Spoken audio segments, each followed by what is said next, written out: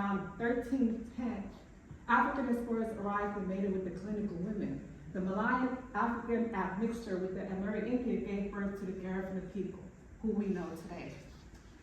So, the Europeans once again created the false narrative that the African explorers were savages who brutally killed the clinical men and took the women as their wives.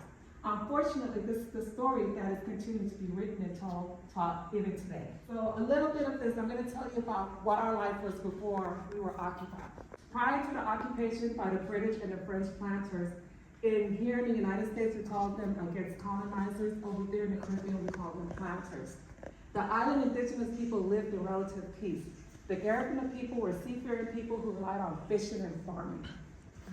People had their own mating rituals, where the families would meet to hash out any residual issues, including determine if they would have any kind of blood kinship relationship.